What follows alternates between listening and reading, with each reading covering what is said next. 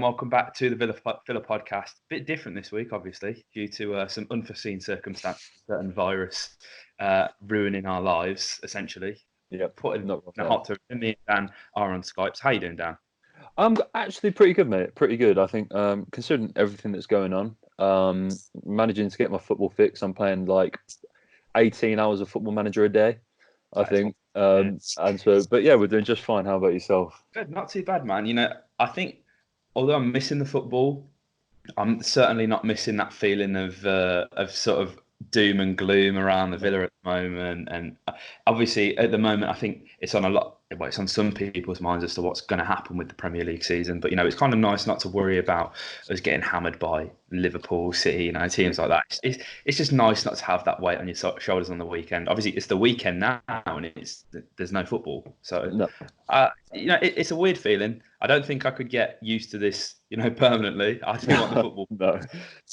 But for the meantime, we're here. We're doing a podcast, and we thought we'd change it up a bit this week, Dan, didn't we?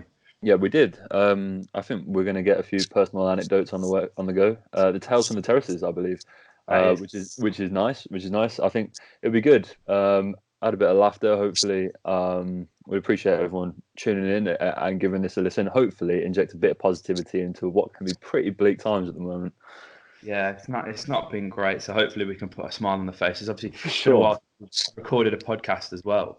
It's frustrating actually because listeners of the podcast and people who are subscribed to the channel will know we've upped the quality quite a bit recently, in terms of the microphones, the equipment and stuff that we've been using.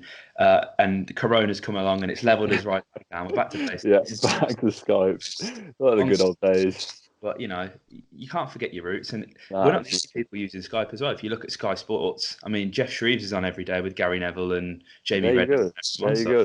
Good enough for them. Good enough for us, mate. Most definitely. So I thought, we'll kick things off. Tales of the Terraces, and I thought of this when I was on my one government permitted exercise for the day. I was scrolling through some of my photos earlier in the day, and I was looking back at a golf day that I went on with my dad. It was a competition at Wentworth, I believe it was, down south, and we went to the Pro-Am the day, I think 2 days before the competition, where they've had for those of you who don't know, pros and amateurs play together. They all go around in the groups and stuff. So there was loads of people there, celebrities, people in the golf world as well, who I'm not too familiar with. I mean, I watch some golf when Dad's got it on, but I don't know about you, Dan. Nothing wrong with that. With the golf, no, there we go. But I was there for the amateurs, for the celebrities who were there, and there was Pep Guardiola, Nice.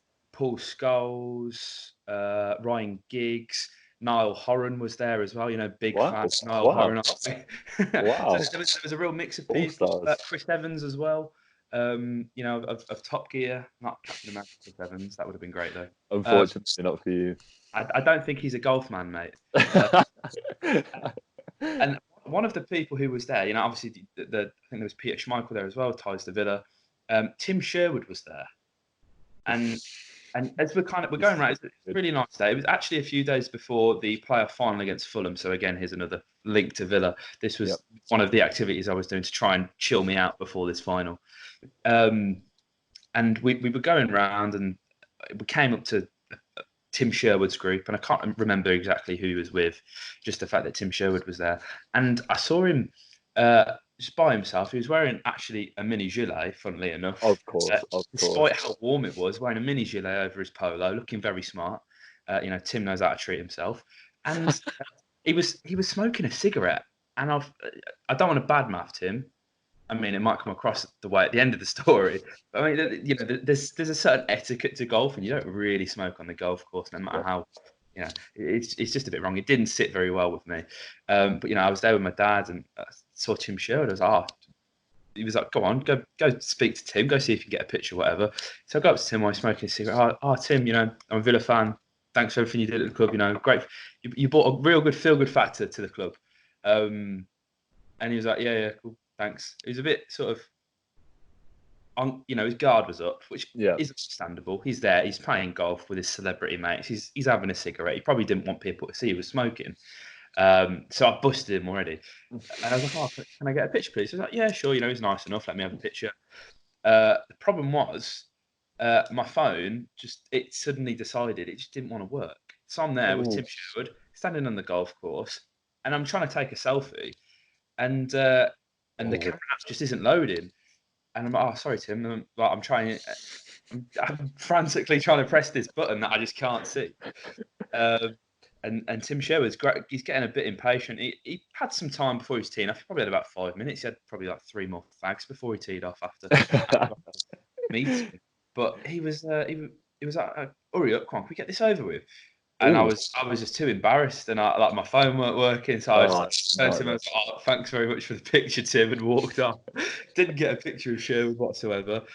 So whenever I see tweets about Tim Sherwood being, people missing Tim Sherwood, I don't. I absolutely don't.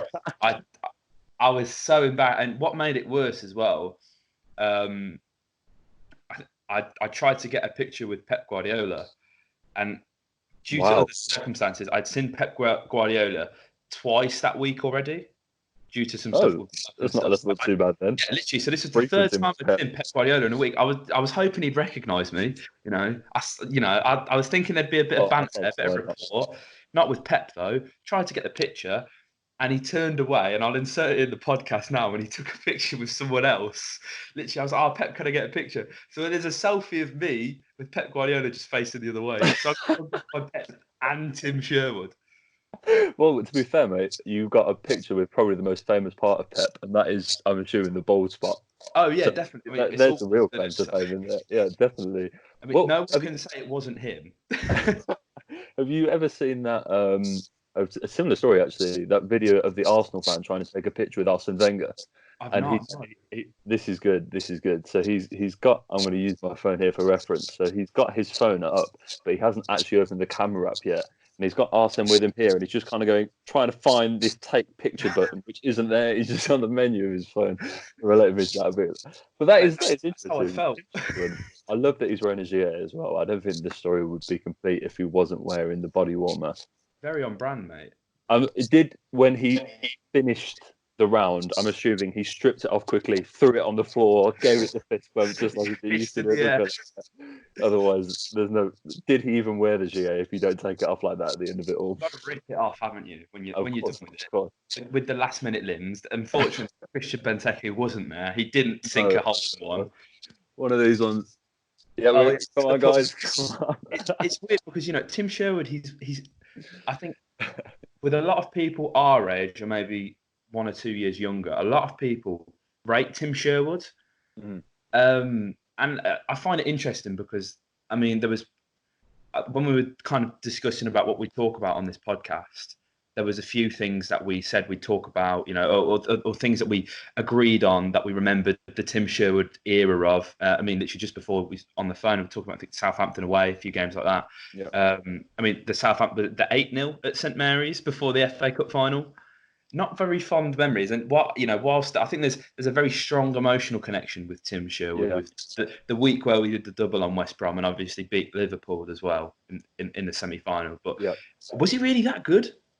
Well, I think the one thing that people, and I think this is why, I think so for me, same with you, mate, and a lot of Villa fans sort of our age, is that we were kind of 15, 16, and I think that's the age where you'll get into when you have the freedom, you start going to games on your own with your mates, and we just come out of the Lambert era, and no disrespect to Paul, he gave us a lot of good times too, we can't forget a lot of bad ones as well, but most Villa managers seem to at this point. But he didn't really have much of a personality, and obviously when he got sacked, the club had just seemed to be sucked of all life. And if there's one thing you can give Tim Sherwood credit for, is he brings a vibrance. He's got his own. He's a character, let's call it, and I think he injected that into the club. And obviously, we had the back end of that season where we had the wins at White Hart Lane. I know we were speaking yesterday about the Everton game at home. He did a lot of good things with Tom Cleverley, which Lambert failed to. And no, tactically, there's a lot to be desired in Tim Sherwood, I think, for sure. And I think that's probably what I don't think he was director of football somewhere, wasn't he? At Swindon, I believe. Yeah. So I don't think that went very well. He's certainly not a director of football. But no, he did get some good results, and I think obviously everyone remembers the pictures of him at the end of the Baggies game hugging Benteke and those days. But when he had his first full season in charge, didn't really go to plan, did it? No, it didn't. Again, I think it's that sort of emotional connection you have because Tim Sherwood he'd managed a few games at Tottenham, hadn't he? And it seemed a bit of a weird one appointing him, and it was maybe with the sort of view of it being on an interim basis at the time, just to kind of see us through. But I think he rejected QPR, didn't he? Yeah. So, I mean, he was, for whatever reason, highly sought after with its 65% win ratio, which is second to none. Oh, of course, you can't forget that. You can't forget that. It was just a bit of a walk in meme. I'd like to get Tim on the podcast. I don't think it's going to happen, especially what a made up thing. So that's if we can get Tim on the podcast. Hopefully, he's not too expensive. No. I think it'd be an interesting one because there was a lot of things going on behind the scenes at the club, which I think he probably did an all right job of masking over with his personality and with a few of the games. I mean, he turned Gabby Agbonlahor back into prime Gabby Agbonlahor. Yeah, he did. And there's been a few times in his career where he's kind of looked down and out, but he managed to bring Gabby back in the fold. And I think, I mean, although I'm saying I don't think he's a very good manager, he's got to be if he's got Gabby firing on him. Yeah, I think one thing I will say about Tim is that he never has a bad word to say against Villa. He always, I don't think there are many pundits that back Jack Grealish's case more than Sherwood does. I think he kind of accredits himself with discovering Jack Grealish, which I'm not strictly. No, of course, obviously. So he's clearly, but he did good things for the club. Gave Hepburn Murphy his debut at 16, and stuff like that. There are a few things, and I think he obviously does lend himself towards the youth, and he papered over a lot of cracks and gave the club a bit of identity. But the week before, or the 2 weeks before, actually, we played Baggies in the FA Cup game. Yeah. In the week we were beaten twice. I was at West Brom. I was doing work experience in their media department, and all of the promo that was going onto the club's website, I was having to write articles like 5 reasons why West Brom can beat Villa in the FA Cup quarter final, and I had to do all this stuff for the website. There was a moment I remember, completely un-Villa related, but this is just a funny story. So a much forgotten name, but a player that I certainly won't forget, Brown Ideye. I don't know if you remember him. Baggy spent about 15 million on him. Big Nigerian lad, flops completely. He did. So at West Brom, at the training ground where the media team is based, the door for the media department is right next to the manager's office. Like, you could hear Tony Pulis having conversations on the phone. Like, the walls were so thin. And Brown Ideye wasn't meant to be starting in the FA Cup game. He ended up starting. And he found out that he wasn't meant to be playing and stormed down this corridor, burst into the media room, started giving it hell for leather about why he wasn't starting before he looked up and realised that the manager's office was next door. So he then went next door, and I heard him give exactly the same hell for leather to Tony Pulis, who he intended to the first time round, who ended up starting him in that game, and he missed a sitter. I remember it was about 10 minutes in front of the whole end. Ball comes across, blazes it over the crossbar, and we went on to win 2-0. I mean, so yeah, a bit of inside knowledge there. Brownie Day was meant to be starting. All about. It was meant to be Victor Anichebe in the starting lineup, but Brownie Day. He just had a knack for scoring, didn't he? Yeah, I mean those 2 games against West Brom were. I think the second leg, that quarter final, one of my favourite Villa games that I've been to. Certainly one of the loudest I've heard Villa Park. Yeah. But you had so many good moments in those games. You had the Benteke penalty. You had Hutton taking out Berahino. Yeah. I know I shouldn't give too much praise to these things. One little thing is I watched ahead of this podcast. I watched back that quarter final. Jack gets sent off. Does he? Which no one remembers. Yeah. Jack got sent off in that game. He got Tulio. Yeah, Claudio Jacob was dismissed for the Baggies, and Jack got sent off for us, which is interesting.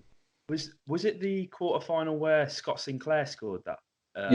Sort of swift counter-attacking goal with shots back in. Yeah. That means he's at Preston North End now, Scott Sinclair. Yeah, but he went up to Celtic, and I do think he started well there, but I think age caught up with him pretty quickly. Yeah, I think Um, he had the championship for us. yeah, no, yeah, I think one of the things that I actually wanted to run by you, mate, speaking of subpar Villa players, was obviously on Friday the Villa showed that 3-1 win at Anfield, um, where we were just prime Barcelona. We turned into 2009 Pep. Um, but the starting lineup was abysmal. It was terrible, wasn't it? So I don't remember that lineup. I Like like that's I remember. So we've got. I'm going to read it out for you now. I'm sure you've seen it, but for everyone that hasn't, we've got Brad Guzan in goal. We've got Nathan Baker at left back. Well, or it's Clark or Baker at left back. The official team sheet has got Baker at left back, which didn't really make much sense to me. But we've got Baker, Clark, Chris Hurd, and Matthew Lowton across the back. This is against Suarez and Liverpool. We've then got a midfield of Westwood, Holman, Bannon, and Lehigh, Eric with Lehigh. Vyman and Benteke up front, and we won 3-1. It's mad, isn't it? I mean, this was this was like Liverpool where they were on the cusp of. I think the next season was the second finish, wasn't it? Yeah, yeah. When Gerrard says, I think it was the season before that. Yeah. But I mean, I remember actually I wasn't watching that game. I was at like a dinner party. But I remember checking Twitter and BBC Sport app and being like, oh my God, we're winning three. I think it was 3-1 in the end, wasn't it? Yeah. Gerrard scored late, but seeing that we were 1 and 2-0 up against Liverpool, I was thinking, oh my God, and that Andy Vyman goal, so underrated. Exceptional, isn't it? I think because a lot of people, when you see that goal flying about on Twitter, you only get the last 5 seconds when like Benteke backheels it and Feynman, but the move starts like a minute and a half before that. We have a good 90 seconds of possession. But yeah, I saw that team, and I think it's amazing how the Premier League has changed because, I mean, I'd fancy the team that we have now against that lineup. I mean, apart from Benteke, there's nothing going on there in that Villa lineup. Oh, But you'd get crucified if you fielded that team in the Premier League nowadays. But yeah. we had a really real good run at Anfield for a few years around that period. I remember where Gabby scored from the corner and we won 1-0 in front of the Cop End. And I think we got a draw in there as well at some point. And there was a few years where obviously we then went and beat them at Wembley in the semi. Yeah. There's a few years where we were sort of Liverpool's bogey team for a little while. There was I think even in the relegation year, was it 2-2 at Anfield? Rudy Gestede scored, didn't he? Yes, of course. Something like that. In a year so bad, I remember watching that game on TV thinking, oh my God, Rudy Gestede, he's the Lord and Saviour. Well, I loved Rudy when he came in, mate. I'm not going to lie. I thought there's a goal at Anfield, which is actually probably quite, I think, unfortunately, because the relegation season sort of marred everything that happened. But there's a goal in that game, and it's scored in front of the away fans. And Amavi hits this cross from so deep, and it's a beautiful ball. And Gusted climbs all over, dominates Skirtle, bangs it past. I'd have to check the goalkeeper, but the fact that he got up that high above Skirtle is achievement all in itself. Wouldn't it? Yeah, well, that's what I was thinking. But yeah, what a goal that was. We had a really good run at Anfield. They were that kind of team, though, weren't they? Where Liverpool were in their sort of banter era, if you want to call it that, for the football Twitter sake, where they were kind of finishing seventh and they'd show up in a few of the games against United or whatnot, but against the sort of plucky underdog teams that kind of would come with a points prove. I mean, you wouldn't see that performance now at Anfield. I mean, I think Watford did it at home, didn't they? I guess, but yeah, Atletico Madrid, I guess, but they've got very good players. But yeah, I'm looking at now. We got in 2009. We won 3-1 at Anfield again. This was real peak Villa. You go Friedel, Davis, Shorey, Bay, Cuellar, Sidwell, Young, Milner, Petrov, Rio Coca, Gabby. Curtis Davies scored a goal. Lucas Leiva scored an own goal, and Ashley Young sealed it with a penalty in another 3-1 win. Again, that's Torres, Kaut, Mascherano, Gerrard. They're no mugs, are they? No, no, these have been good teams, and it would have been interesting to see how we would have fared at Anfield this year. And it's pretty, that's probably, as you mentioned at the top of the podcast, one of the things that might actually be the benefit of all this is that we don't have to watch that happen, because that I think would be a long afternoon. Definitely. I've been seeing on Twitter a lot of love on the timeline for Ashley Young.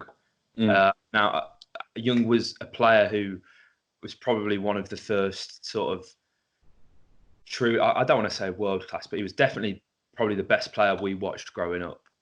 Definitely. Watching back these games, obviously one thing that was coming to mind as you touched on was, man, the quality of football was terrible. But second of all, it may have come a bit early, because while we can appreciate, like a counter attack or a long shot, we couldn't really appreciate the players for how good they were at the time. Yeah. I guess because of our age. But I'll always remember going down and watching. I didn't go down as much as a kid. I didn't like the noise. Apparently, I used to go and put cotton wool buds in my ear. So there was a time where I didn't go down too much when I was younger. But I remember that sort of Ashley Young, John Carew era. I mean, they were so good, mate, weren't they? They were so good watching back. Yeah, no, absolutely. And you look at that season, I think it was 08-09, it would have been the season where we got that last result at Anfield, where we were in the Champions League spots until April. And it was only because we had such a tough end to the season in May that we dropped out, and we ended up getting into the Europa League, which is when we got those results against Ajax, and we eventually went out to Rapid Vienna.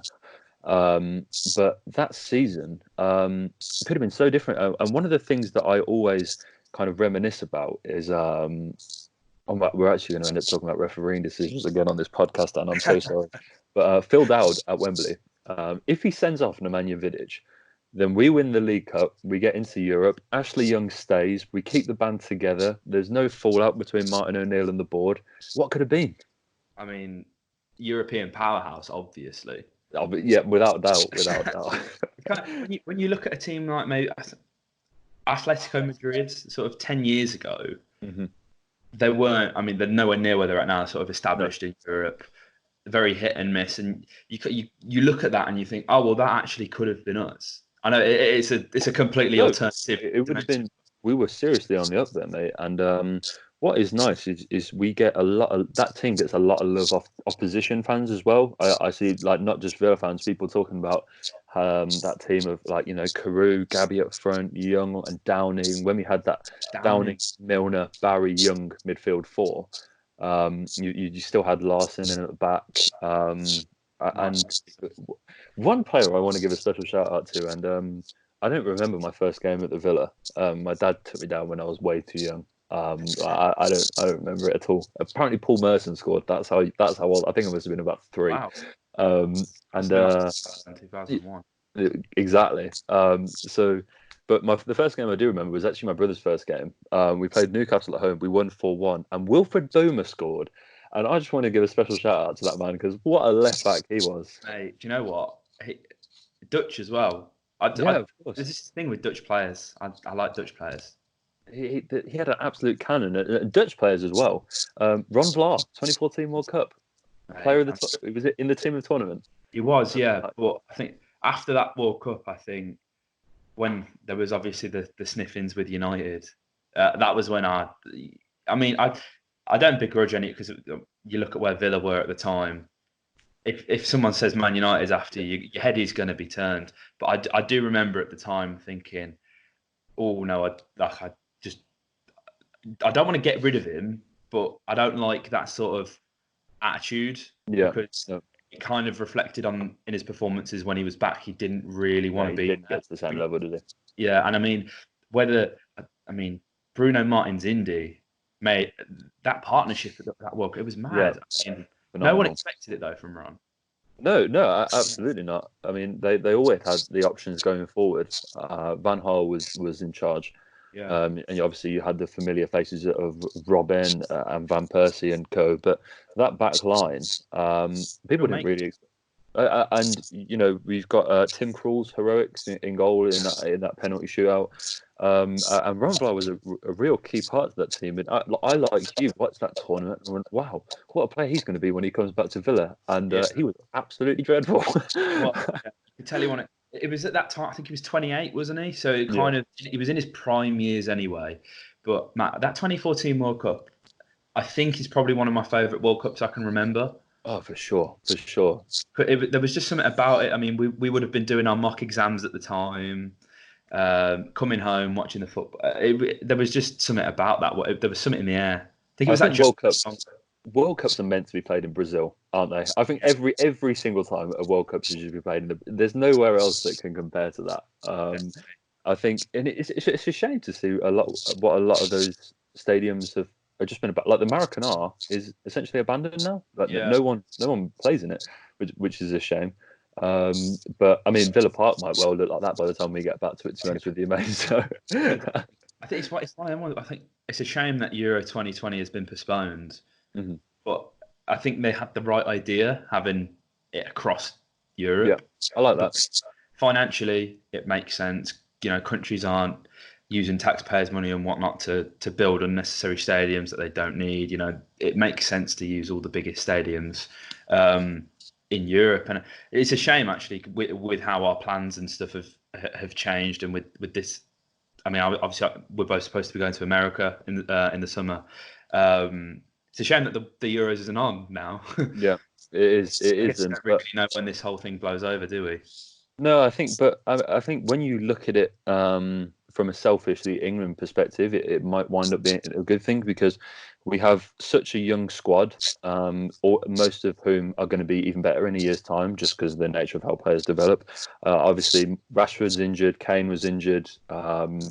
You know, it's lucky that we're not still playing at the moment because the ramifications of the Grealish incident will be pretty minute, really. Obviously, he got fined, and I think the money went to charity. But you know, a lot of Villa fans were calling him to lose his captaincy and everything like that. I don't want to get into that incident too much because you know people discussed that enough at the time.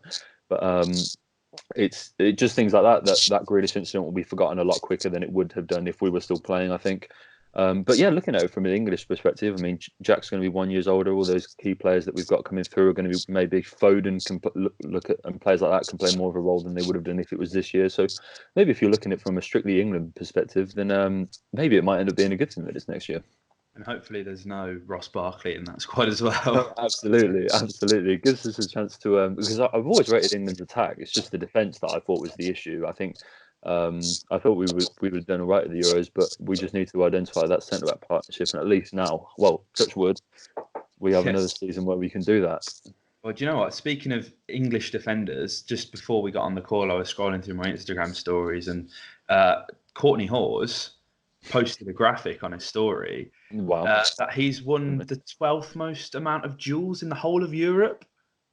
Like he's ranked 12th with the highest, I believe it's 68%. With only, I mean, they only had 11 to 18 on there, but the player who was above him was Thiago Silva. I've got to see this. I'm on his Instagram now. Same market value price of 6 million euros. Oh my god, yeah. Courtney Hawes. We need to get him on Skype for a podcast while this pandemic's happening. Yeah, for sure. He's above Varane and below Thiago Silva. Mental, isn't it? So we've got him having a great time in his training top, spitting some bars in the bathroom. I mean, they have all this money, they buy all these clothes, and they still wear the free ones that the club give them. You love to see those. Dedication to the cause. We need a podcast. He's been recording music. Yeah, well, I've actually. It's not really my cup of tea. I'm not into my UK drill. I'm not being funny, but for those that are, he's on SoundCloud as Courts. He's been making music since his Wolves days. I tuned in about a year ago, and as I said, I don't judge. Everyone has their own interest and whatnot. But yeah, it's not for me. But yeah, apparently for those that are, Elliot, who's featured on the channel before, he does like his grime and his drill. He's into it, and he's he's pretty good. So for those listeners, if we've got any that do like their drill, check out Courts. For the sake of this podcast as well, we're big drill fans. Courts, let's get you. We'll absolutely. For sure. Well, I mean, he's not the only Villa player whose rap career has blossomed. Obviously, Galini, since he left us, has been doing absolute bits on the music scene over in Italy. But you know, he's now playing for a Champions League club. So I mean, you got to give props to that, doing bits in goal for Atalanta at the moment. I mean, I watched him play at the Etihad this season. I mean, oh yeah, of course. You wouldn't have thought because I mean he's a bit of a weird one because he was I know I say this a lot, but I don't like saying it because it's just a weird, like he's a good shot stopper, but say that for a guy, there's other aspects of his game that needed improving, and he demanded he have an Italian speaking coach over, which I kind of get, but also that didn't really sit right with me. And Bruce completely had rid of him after that Wolves game, didn't he? So, but I mean, Pierluigi Golini, he's one of them as well. I really like Italian players, so whenever we, Freddie Boomer signing a Dutch player, but even Bacuna, when we signed Bacuna, I was so excited. And we knew who Leandro Bacuna was. But signing an Italian player, we're a real classy club. Yeah. Like us, we've got an Italian. It just didn't work out, did it? Well, especially when he came with such potential. I mean, he was playing. I mean, I hate saying it, but he was playing in the 21, and there was kind of the next Buffon tags around him because obviously, I'm fairly sure Gianluigi Donnarumma takes that title, but obviously, Golini was playing in the 23 football at the time for Italy, and doing pretty well, and obviously, his fellow countryman Di Matteo, which is a reign almost forgotten in itself now, the Di Matteo era. But he came in with a lot of potential. He had a lot of teething problems at the start. But I mean, Orjan has shown that, and Golini, unfortunately, hasn't done it for the Villa. He's taken a move elsewhere. But if you just got to give these young keepers a bit of time, you've got to put the faith in them when the going gets tough, and they do often blossom into good keepers. So although it didn't happen at the Villa, good on Golini for upping his abilities and his rapping career as well. I suppose he can back it up now. If he's playing Champions League football, we can probably excuse that. Oh yeah, I'm hoping we see a bit more of a rise in these SoundCloud rappers, just so there's content to talk about. Because I mean, well, they ain't got anything else to do, and if you're not crashing your range or having a sex party, a walker, then why not do something productive? Yeah, get on sound. Maybe that's what's next for us, mate. Now, since the podcast have been few and far between, maybe our SoundCloud rap career's got to get kick-started. We need to get a feature with Courts. That's what boomers. Boom. Get him on the track. This man. There he goes. That's what we need. Heart of the whole Courts on the drill. I can see it now. Just even on the pod, we've wanted Courtney on for a while. Yeah. I say it's a shame. I think. Courtney's definitely not listening, so I'm gonna talk. But he's one of them. I really liked him in the Championship. A lot of people liked him. Was left out of the squad, and when me and Dan were kind of discussing trying to get guests on, we thought Courts would be realistic. And then he gets himself in the team, and now it's like he's untouchable. No chance. I remember replying to my emails. I remember I got in touch with it's probably 2 years ago. I got in touch with John Caru's agent. Yes.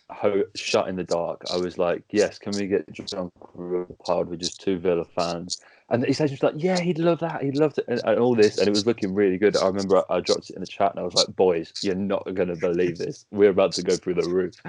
John Carew. And we got into these last, like his agent was like, yeah, I've spoken to John. He's happy to do it. I was like, buzzing. Getting through all this. And then he went, yeah, that's going to be 500 quid though. And I was like, right. Yeah. Maybe not, because obviously he's in Norwegian mafia films and everything. He's a big shot now. But yeah, that's probably why he's so expensive. But what could have been, right? I mean, £500. I mean, at the time we were 16, 17 years old. Yeah. I mean, even now, £500 steep. But I guess I think didn't you try and get one with Larson as well? And he wanted £1,000. Yeah, it's just like I thought. There was a day where I was like, right, you know what? There's no harm in trying. Let's see what we can dig out. I thought if we can get anyone just to give me 20 minutes and do a Villa fan decided, and I thought John Carew was going to give it us, but I mean he's like a model and actor, so. I'll let you off, John. You got bigger fish to fry. I mean, we've got to try and flex our creative muscles and see if we can hop on, because I mean, it's not as if people are doing anything. I mean, hopefully someone can come on and. I hadn't thought about it like that. I mean, I had a bit of a long shot and I DM'd Bjarnason, and I've not heard back. This is the Bjarnason Fella podcast. The propaganda never stops. I think he was at Pescara on loan from Arabia, wherever he is in Qatar. but no, I'm still yet to hear from Birker. Yeah, he's it's good that he's back in this area, man. I think he's out there. It's in a little midfield pivot of him and Sandro Tonali, which is pretty beautiful. Wow. There's if you like your long-haired midfielders, then there's a real Oh, joy for you. But yeah, good on him. As you said, me and you, no one backed Birker like we did. no. This was the big. It's now the Wesley Phillip podcast. Yeah. Um, but also, I mean, one of the things Wes's, we've obviously been seeing a lot of Wes's rehab on stuff on Yeah. Twitter. He's been uploading a lot of that, and I don't know if you noticed it, but there was one where he was on a bike, and the difference between his right leg and his left leg is frightening. Yeah. You can see the injuries. His one leg is so thin, but he's looking good. I think he's back in Brazil, waiting for all this to blow over. So we wish Wes all the best, I'm sure. Up to Wesley. Do you know what I was hearing though? Because people were talking on Twitter saying, "Oh, we're going to be so much better when we've got."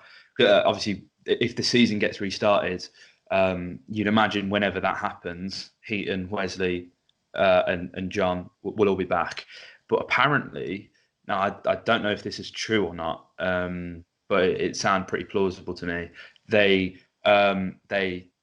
in order to sign Rayner and Drinkwater, they unregistered Heaton and Wesley, which means obviously if they're not registered, they can't play, which is kind of worrying. I mean, Yeah. I'd definitely be having Heaton in over Rayner. I mean, Rayner's had the coronavirus, and Oh I'm yeah, wishing of course. him the best. Absolutely. He's been very open with how he's experienced it and how obviously the focus, rightly as it should be on healthcare and stuff. But I don't want to see Rayner in goal after that Leicester game, mate. No, we absolutely, and I think yeah, we would definitely benefit from having Tom back in the side. But it'd be interesting to see if that's right and if that's the case. I mean, at the time, probably seemed like quite a logical decision to make, really, like before this. But now, that could well come back. But it's going to be. I mean, who knows? Who knows when all this is gonna and how all this is going to unfold. But it's going to be very interesting to see when they kind of finally set that precedent and we get that right. This is what's happening. This is when it's going to happen. It'll be interesting to see. But unfortunately, I think we've got a little while yet. Yeah, well, a little while. There's a bit of an, the least. Yeah, but we're still here. We're still doing podcasts. We'll probably, we're going to hopefully come at you more with these sort of more casual Villa Filler tales of the terraces. I don't know how frequently because we've got to think of stories, but there's always stuff to talk about. So we'll definitely be back. We've not got anything else to do, so hopefully we can try and get a Bjarnason or a Courtney Horse on the podcast. That would be the dream, wouldn't it? I mean, we're begging out here, and we're still representing as well. You can see Dan's in his training gear. I've got the third. Yeah, absolutely. They've got a decent sale on at the moment online. I believe it's 60% off. Oh, is it? Wow, I haven't seen that. So it's like 22 quid for a shirt, which is really good. So I mean, we're not getting any kickback from this, but if you guys link in the description. Yeah. It isn't a sponsor. I mean, we wish it was. But... Yeah, well, maybe one day. But no, Dan, it's good chatting to you, mate. Always, mate. Always. Yeah. Hopefully. Yeah, I mean, it feels good. I was just checking before this. I think it was the 23rd of December, the day before Christmas Day. We last hooked up on Skype. Yeah, but it's been a while. But this will be the way going forward. I'm assuming. Yeah. But yeah, everyone has just got to stay indoors basically, so we can get back to Villa Park. Yeah, I mean, if that's not a reason to stay indoors, then I don't know what is. I think I'm gonna be very overwhelmed with emotion when we go back to Villa Park. It's gonna be a good feeling, isn't it? And then we'll just bottle it 20 minutes in, and it'll be back to normal. Oh yeah, definitely. We'll wish another pandemic to happen, won't we? To save it. I didn't think when I walked out of the King Power that would be the last time I'd see the Villa play, and I almost didn't go to that game. So I'm glad I did. But I mean, I think three Leicester players had the coronavirus like the day after. Yeah. So it's crazy. Fortunate. I mean that might be. I mean, obviously Pepe came down with it. And so you look back on it, and but no, it's good to see that. I think Pepe was the only one that I think the Villa players were pretty fair. I think Pepe was the only one that was ill with it, and it's good to see that he's made a recovery. So yeah, I mean, hopefully who knows when it'll be? Who knows how it's going to be? But hopefully we see Villa back in the Premier League pretty soon. Well, we did set our target at the start of the season to try and get 2,000 subs by the end of the season. So if the season's extended, we've technically got more time. Hey, I like that. Yeah, we were getting some nice steady growth just before this pandemic happened as well. But obviously, that can't be helped. No. But no, it was good chatting to you, Dan. Thanks for coming on. Always. If you enjoyed the podcast, guys, hit the like button, comment your thoughts below. Let us know what you're doing in this self-isolation. If you've been reminiscing, Villa have been putting out their sort of full 90 Fridays. Obviously, we watched the Liverpool game on Friday. I tell you what might be a good idea, potentially exploring the outlook of doing a live stream. I like that. Fridays on, maybe we can see what we can do. More content for you guys, because it's very tough sort of having to stay inside and not having that much entertainment. So hopefully we can try and keep you entertained for a little bit. For sure. So as we said, like, comment, subscribe, and up the Villa. Chester's essential. The fulfilling this got potential. It's a main man, a hero. He's the main leader of the gang. Chester. Chester. Chester. He's the main leader of the gang.